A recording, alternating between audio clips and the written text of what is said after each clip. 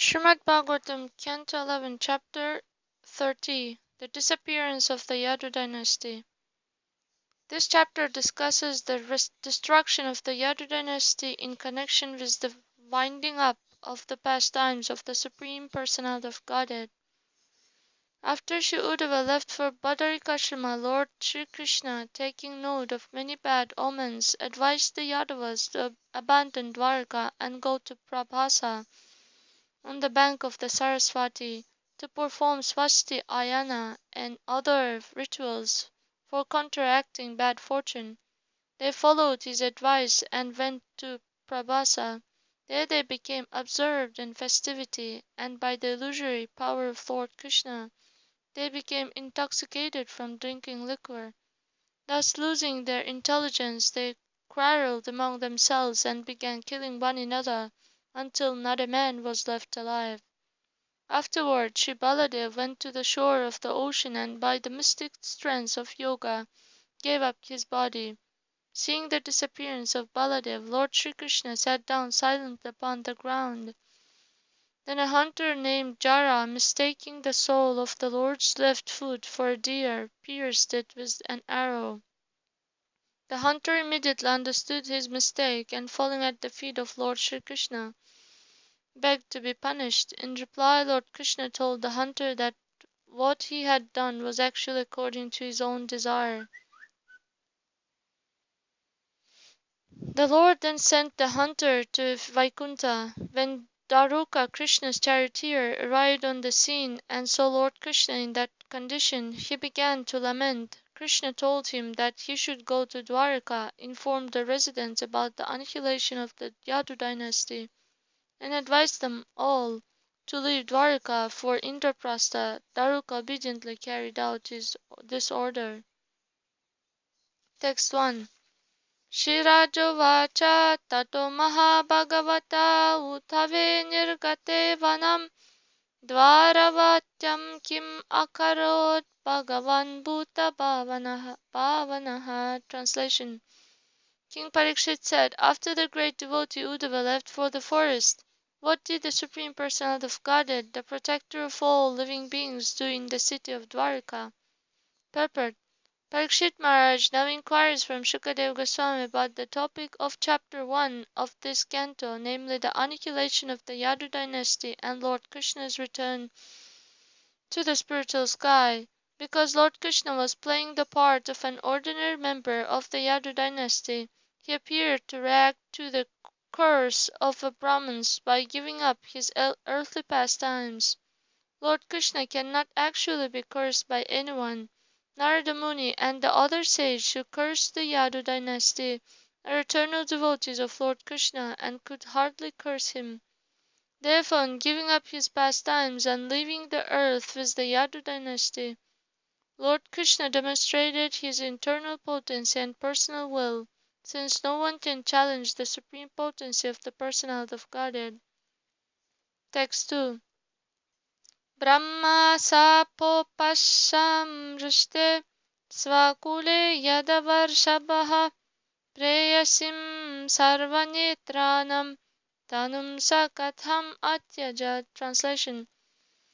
After his own dynasty met destruction from the curse of the Brahmanas, how could the best of the Yadus give up his body, the dearest object of all eyes? Purport. In relation to this verse, Srila Jiva Goswami explains that the Personality of Godhead never gives up his spiritual body, which is eternal, full of bliss and knowledge. The word katham refers, therefore indicates how is it possible, meaning it is not actually possible for Lord Krishna to give up his eternal form, which is preyasim sarva netranam, the most attractive object of pleasure for the eyes and all other senses. Text 3. Pratyakrashtum nayanam alayatra lagnam nasekuhu karnavishtam nasarati tato yatsatam atmalagnam yachirvacham janayati ratim kim numanam kavinam. Drishtva Jishnuryuchirathagatam Yaccha Tatsamyam Yuhu. Translation. Once their eyes were fixed upon his transcendental form, women were unable to withdraw them, and once that form had entered the ears of the sages and become fixed in their hearts, it would never depart. What to speak of acquiring fame, the great poets who described the beauty of the Lord's form would have their words invested with transcendently pleasing attraction. And by seeing that form on Arjuna's chariot, all the warriors on the battlefield of Kurukshetra attained the liberation of gaining a spiritual body similar to the Lord's. Purport. Transcendental liberated personalities such as the gopis of Vrindavan and Rukmini, the original goddess of fortune, were constantly meditating on the Lord's spiritual body. Great liberated sage Satam, having heard about Lord Krishna's body, could not take it out of their hearts. The Lord's bodily beauty expanded the love and poetic output of great liberated poets, and simply by seeing Lord Krishna's body, the warriors at Kurukshetra achieved spiritual liberation, with an eternal body similar to the Lord's. Therefore, it is impossible to imagine Lord Krishna's eternal form of bliss to be in any way material. Those who imagine that Lord Krishna gave up his eternal form are certainly bewildered by the Lord's illusory energy. Text 4. Shri Rishirvacha Divi Bhuvi Antarikshe cha Mahotpatan Samutchitan Drishtva Sinan Sudarmayam Krishnaha Praha Yadunidam. Translation. Shukadeva Goswami said, having observed many disturbing signs in the sky, on the earth, and in outer space, Lord Krishna addressed the Yadus assembled in the Sudharma council hall as follows. Purport. According to Srila Sridhar Swami, the inauspicious sign in the sky was the appearance of a halo around the sun. On the earth there were small earthquakes, and in outer space there was an unnatural redness on the horizon. These and other similar omens were impossible to counteract because they were personally arranged by Lord Krishna. Text 5. Shri Bhagavan Vacha Ete Gora Mahotpata Dharvatyam Yamaketavaha Muhurtam Apinasteyam Atra Yudno Yadu Pungavaha. Translation. The Supreme Personality of Godhead said, O leader of the Yadu dynasty, please note all these terrible omens that have appeared in Dwarka just like the flags of death. We should not remain here a moment longer. Purport. Srila Vishwanath Chakravarti Thakur has given a great amount of evidence from the Vedic literatures, proving that the human-like form of the Personality of Godhead and His holy name, abode, paraphernalia, and associates are all eternal, spiritual manifestations without any tinge of material contamination. In this regard, the Acharya has further explained that because the living entities must suffer the reactions to their sinful activities, the Lord arranged for them to be punished during the Kali Yuga. In other words, it is not Lord Krishna's desire that conditioned souls be sinful and suffer, but since they are already sinful, the Lord creates an appropriate age during which they can experience the bitter fruits of irreligiosity. Since Lord Krishna personally establishes religious principles in his various appearances, in this material world at the end of Dwapar Yuga, religion on the earth was overwhelmingly powerful. All the significant demons had been killed, the great sage, saints, and devotees had been greatly encouraged, enlightened, and fortified, and there was little scope for irreligion. Had Lord Krishna ascended to the spiritual sky in his spiritual body before the eyes of the Lord, it would have been very difficult for Kali Yuga to flourish. Lord Krishna left the world in exactly that way during his appearance as Ramachandra, and hundreds of thousands of years later, hundreds of millions of pious persons still discuss this wonderful pastime of the Lord. To pave the way for Kali Yuga, however, Lord Krishna left this world in a way that puzzles those who are not his staunch devotees.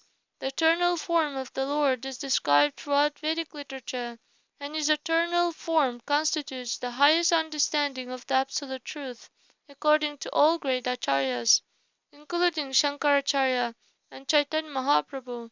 Yet although Lord Krishna's eternal spiritual form is a realized fact for advanced devotees, for those who are weak in Krishna consciousness, the inconceivable pastimes and plan of the Lord are sometimes hard to appreciate properly.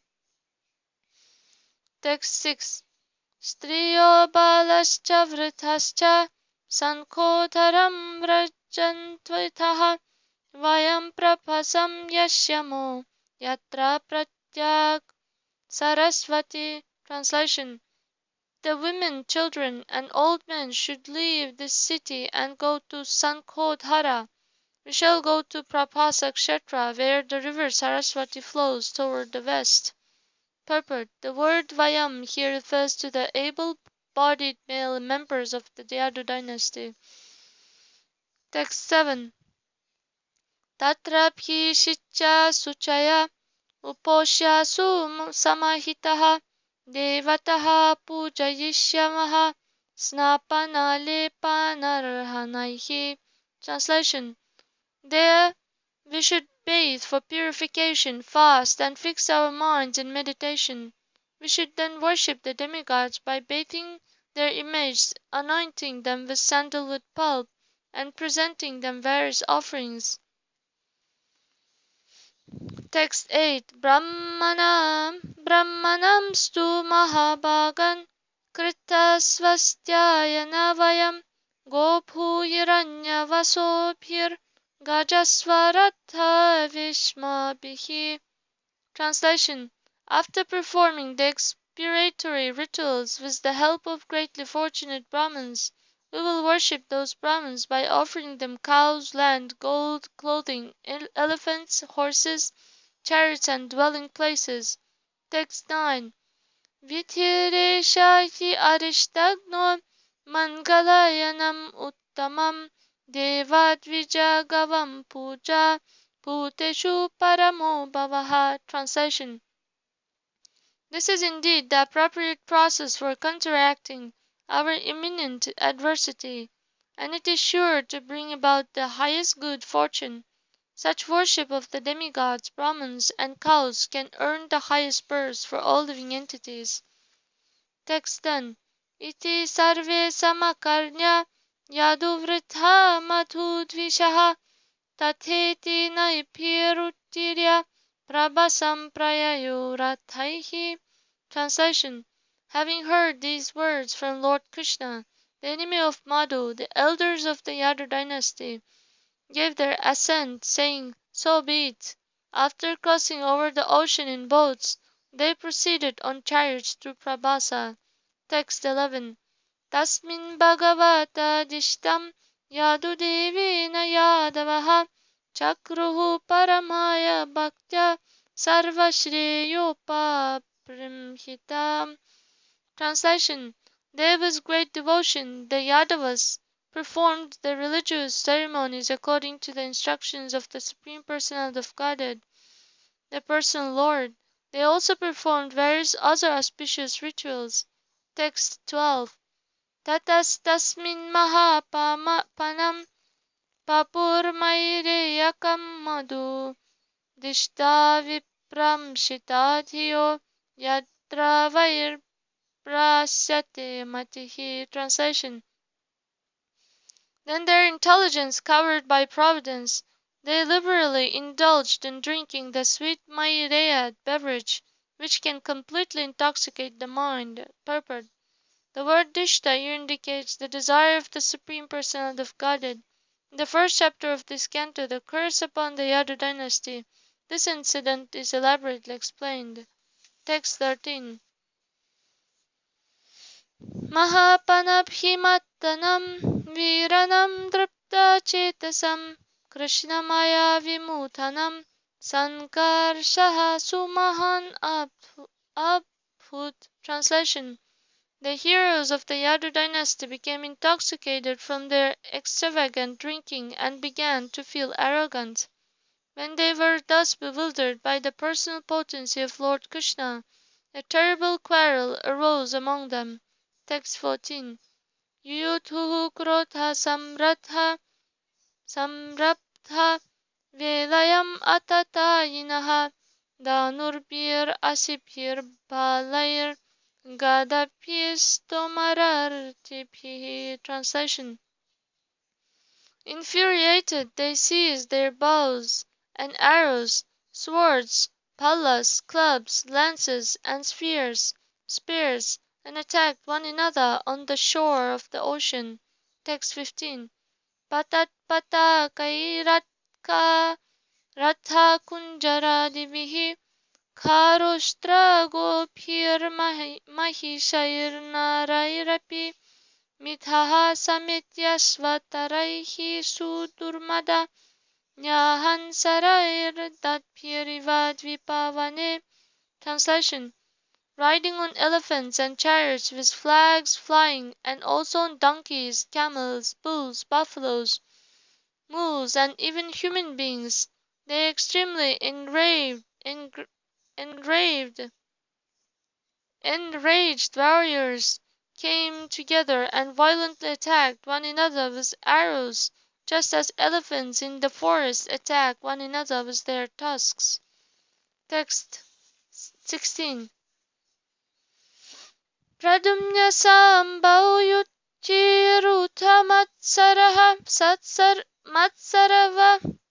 matsarav akruro bojau aniruddha satyaki subhadra sangrama jitau sudaruna gadau sumitra suratau samiyatuhu. Translation. Their mutual enmity arose. Pradyumna fought fiercely against Samba, Akrura against Kuntiboja, Aniruddha against Satyaki, Subhadra against Sangramajit, Sumitra against Surata, and the two Gadas against each other. Text 17. Anye chaye vai nishathol mukkadayaha sahasrajit chatajit banumukyaha anyonyam asadyamadanha karita jagnur mukundena vimohita prasam. Translation.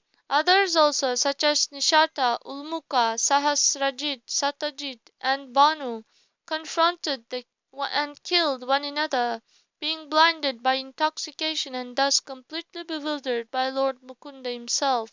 Text 18.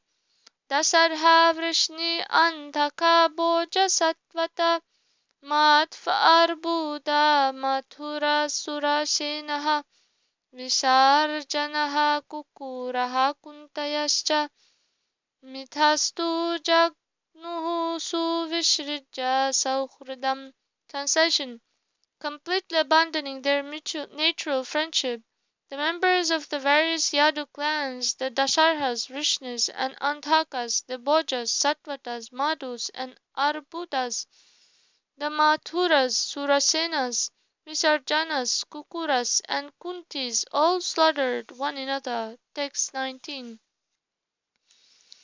Putrayutyan pitrabhir pratrabhischa svashriyadau uhitra pitravya matulaihi mitrani mitraihi suhrudaha suhrudbhir yatim stahan yattaya evamuthaha. Translation. Thus bewildered, sons fought with fathers, brothers with brothers, nephews with paternal and maternal uncles, and grandsons with grandfathers. Friends fought with friends, and well-wishers with well-wishers. In this way, intimate friends and relatives all killed one another. Text 20. Sareshu hiyamaneshu bhajamaneshu danmasu sastreshu kshiyamaneshu mushtibir jahrurekaha. Translation: when all their bows had been broken and their arrows and other missiles spent, they seized the tall stalks of cane with their bare hands. Text 21. Tavajra kalpahi abhavan parikhamushtina pritaha jagnur dvishas taihi krishnina varyamanastutam chate. Translation: as soon as they took these cane stalks in their fists, the stalks changed into iron rods as hard as thunderbolts. With these weapons the warriors began attacking one another again and again, and when Lord Krishna tried to stop them, they attacked him as well.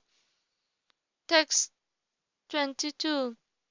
Pratyanikam manyomana balabhadram cha mohitaha hantum kritatiyo rajan apanna atatayinaha. Translation: in their confused state, O king, they also mistook Lord Balaram for an enemy. Weapons in hand, they ran toward him with the intention of killing him. Text 23. Athathav api sankrutav udyamya kurunandana erakam mushti parighau charantau jagnatur. Translation: O son of the Kurus, Krishna and Balaram then become very angry. Picking up cane stalks, they moved about within the battle and began to kill with these clubs. Text 24. Brahma sapo pashrishtanam Krishna maya vritatmanam Sparta krodhakshayam ninye vainavogniryathavanan. Translation: the violent anger of these warriors, who were overcome by the Brahman's curse and bewildered by Lord Krishna's illusory potency, now led them to their annihilation, just as a fire that starts in a bamboo grove destroys the entire forest. Text 25. Evam nashteshu sarveshu kuleshu sveshu keshavaha avatarito bhuvo bara iti me neva vasheshitaha. Translation: when all the members of his own dynasty were thus destroyed, Lord Krishna thought to himself that at last the burden of the earth had been removed. Text 26. Ramaha samudra velayam yogam ashtaya paurusham tatyajalokam manusyam samyojatmanam atmani. Translation: Lord Balaram then sat down on the shore of the ocean and fixed himself in meditation upon the Supreme Personality of Godhead. Merging himself within himself, he gave up this mortal world. Text 27. Rama niryanam alokya Bhagavan devaki sutaha nishashada daropashte tushnim asadya pipalam. Translation: Lord Krishna, the son of Devaki, having seen the departure of Lord Rama, sat down silent on the ground under a nearby pipala tree. Text 28 to 32. Bibhrach chaturbhujam rupam brajinshnu prabhayasvaya disho viti miraha kurvan vidhuma iva pavakaha Srivatsankam ganasyamam taptahataka varchasam kausheyam barayugmena parivitam sumangalam sundarasmita vaktrabjam nilakuntalamanditam pundarika piramaksham spuranmakarakundalam. Kati Sutra Brahma Sutra Kirita Katakan Gadaihi Haranupura Mudrabihi Kaustubhena virajitam vanamala paritangam murtimadipyarni nijayuthaihi kritvorau dakshine padam ashinam pankajarunam. Translation: The Lord was exhibiting his brilliantly effulgent four-armed form, the radiance of which, just like a smokeless fire, dissipated the darkness in all directions. His complexion was the color of a dark blue cloud, and his effulgence the color of molten gold, and his all auspicious form bore the mark of Srivatsa. A beautiful smile graced his lotus face. Locks of dark blue hair adorned his head. His lotus eyes were very attractive, and his shark-shaped earrings glittered.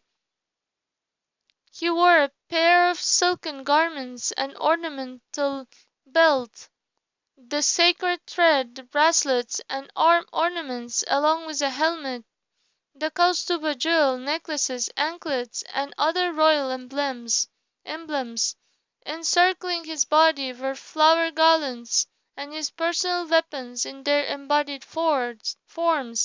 As he sat, he held his left foot, with its lotus-red sole, upon his right thigh. Text 33. Musalava sheshaya khanda kriteshurlubdhako jara mrigasya karam tacharanam vivyatha mrigasankaya. Translation: Just then a hunter named Jara, who had approached the place, mistook the Lord's foot for a deer's face. Thinking that he had found his prey, Jara pierced the foot with his arrow, which he had fashioned from the remaining iron fragment of Shamba's club.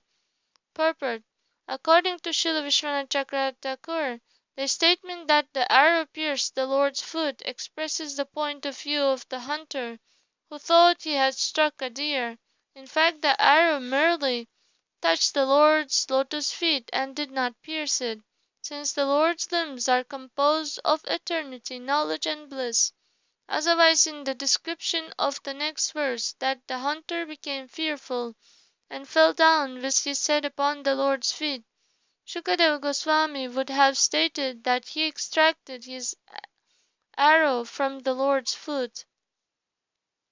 Text 34.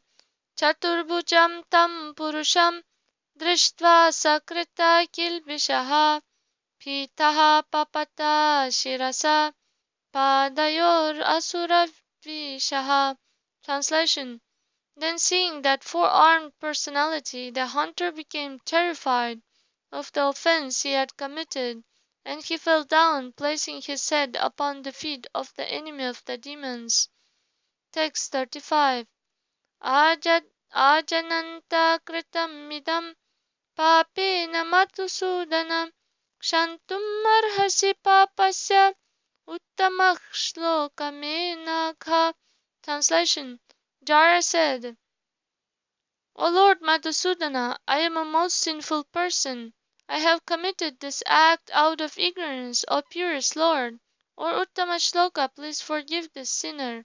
Text 36.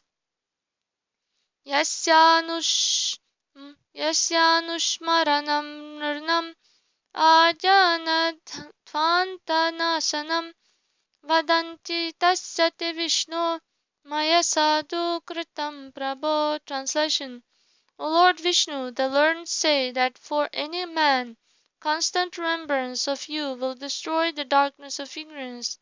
O Master, I have wronged you. Text 37.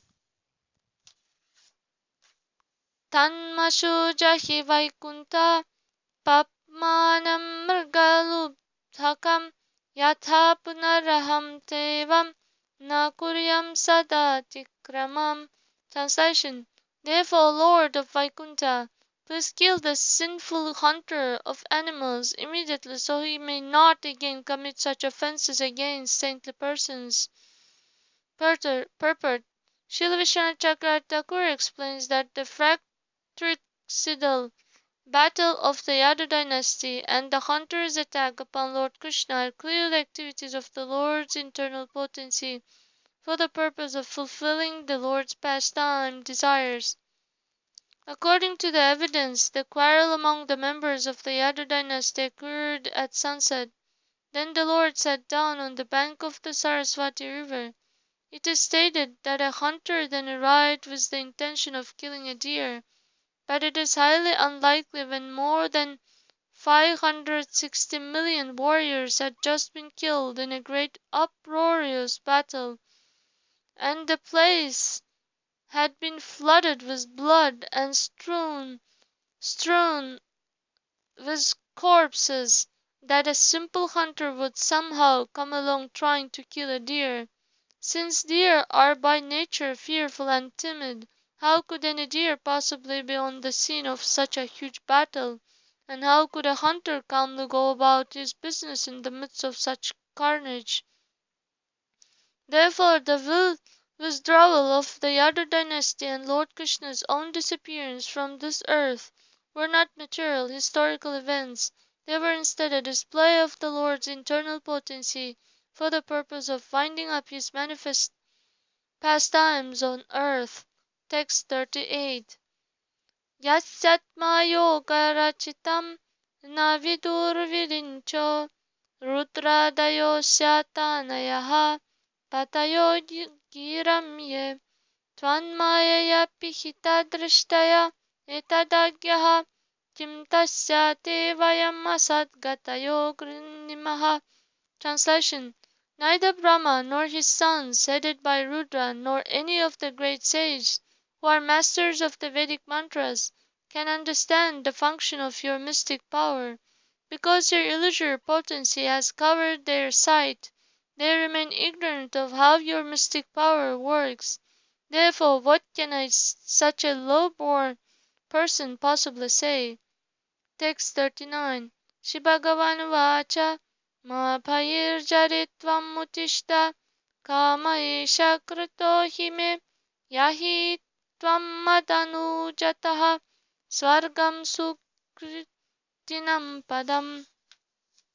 Translation: The Supreme Personality of Godhead said, My dear Jara, do not fear, please get up. What has been done is actually my own desire. With my permission, go now to the abode of the pious, the spiritual world. Text 40. Iti adishto bhagavata krishni nicha sharirina triparikramya tam natva vimanena divam yayau. Translation: So instructed by the Supreme Lord Krishna, who assumes his transcendental body by his own will, the hunter circumambulated the Lord 3 times and bowed down to him. Then the hunter departed in an airplane that had appeared just to carry him to the spiritual sky. Text 41. Darukaha Krishna Padavim Anvichan Adhigamyatam Vayum Tulasikamodam Agrya Bhimukham Yayau. Translation: At that time Daruka was searching for his master Krishna. As he neared the place where the Lord was sitting, he perceived the aroma of tulsi flowers in the frieze and went in its direction. Text 42. Tam tatra tigmadyubhir ayudchairvritam hi ashvatha mule kritaketanam patim sneha plutatma nipapata padayo rathat avaplutya sabashpalochanaha. Translation: Upon seeing Lord Krishna resting at the foot of a banyan tree, surrounded by his shining weapons, Daruka could not control the affection he felt in his heart. His eyes filled with tears as he rushed down from the chariot and fell at the Lord's feet. Text 43. Apashyatastvaccharanam bhujam prabho drishtihi pranashta tamasi pravishta disho na janena labdhecha shantim yatha nishayam udupe pranashte. Translation. Daruka said, just as on a moonless night, people are merged into darkness and cannot find their way. Now that I have lost sight of your lotus feet, my Lord, I have lost my vision and am wandering blindly in darkness. I cannot tell my direction, nor can I find any peace. Text 44. Iti bruvati sutevai ratho garuda lanchanaha kam utpapata rajendra sashvadvaja udikshataha. Translation. Shukadeva Goswami continued, O foremost of kings, while the chariot driver was still speaking, before his very eyes the Lord's chariot rose up into the sky, along with its horses and its flag, which was marked with the emblem of Garuda. Text 45. Tam anvagachan divyani Vishnu praharanani cha Tenati vishmitatmanam sutam aha janardanaha. Translation. All the divine weapons of Vishnu rose up and followed the chariot. The Lord Janardana then spoke to his chariot driver, who was most astonished to see all this. Text 46. Gachadvara vatim sute Gyatinam nidhanam mitha Sankarshanasya niryanam bantupyo bruhimaddasham. Translation. O driver, go to Dwarka and tell our family members how their loved ones destroyed one another. Also tell them of the disappearance of Lord Sankarsana and of my present condition. Purport. Lord Krishna sent his chariot driverless back to Vaikuntha, along with the horses and weapons, because the chariot driver Daruka had some final service to do on earth. Text 47. Dvarakayam cha nasteyam bhavatpyascha svabandhubihi mayatyaktam yadupurim samudraha plavayishyati. Translation. You and your relatives should not remain in Dwarka, the capital of the Yadus, because once I have abandoned that city, it will be inundated by the ocean.